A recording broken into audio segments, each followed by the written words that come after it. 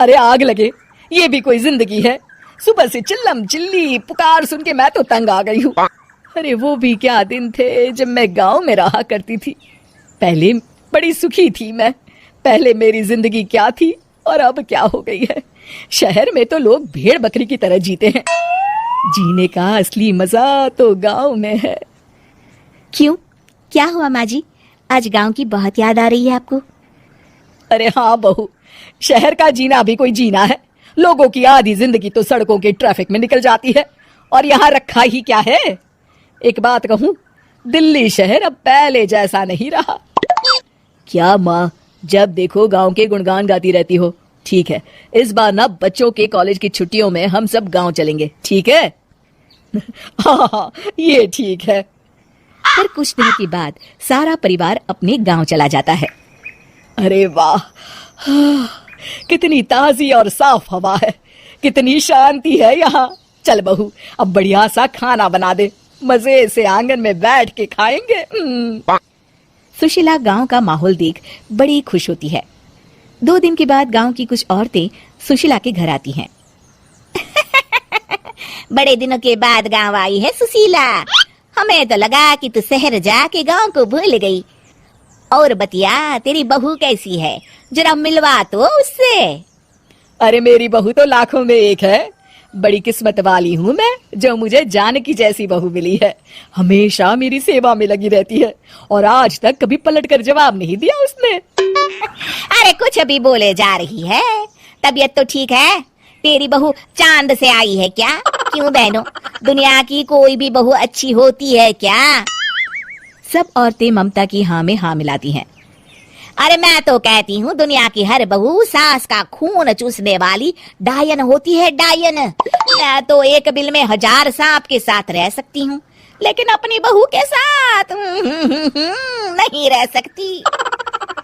हाँ, तूने सही कहा। मेरी बहू तो तेरी बहू से भी 2 कदम आगे है।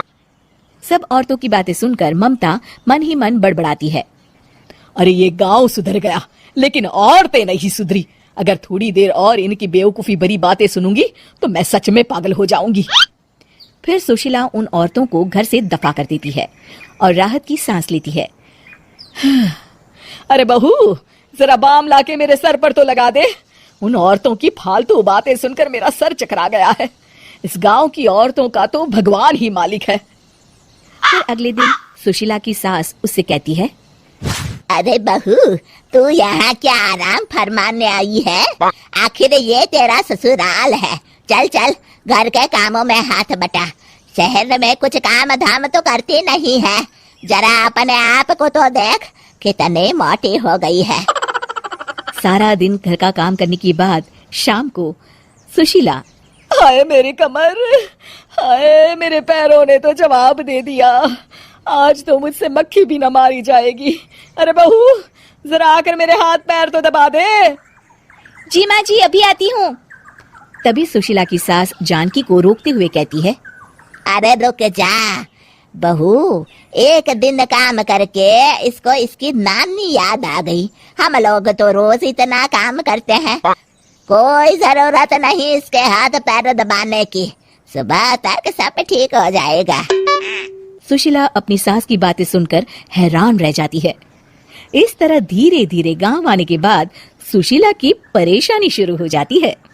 फिर एक दिन, अरे आज तो मैं कपिल शर्मा देखूंगी क्योंकि आज संडे है।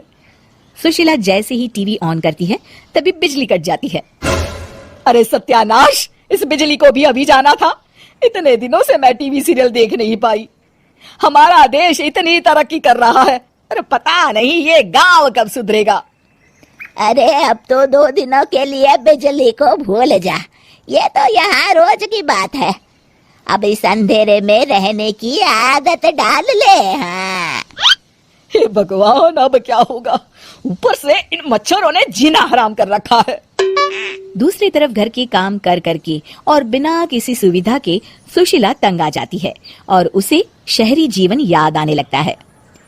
क्यों माँ, मजा आ रहा है ना? अरे आपने ऐसी सूरत क्यों बना रखी है? मुस्कुराइए, अब हम गांव में हैं।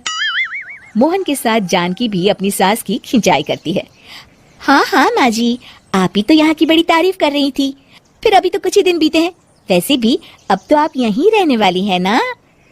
अरे नहीं नहीं बहू, मैं एक दिन और यहाँ रुकी तो मर जाऊंगी। मुझे शहर ले चलो।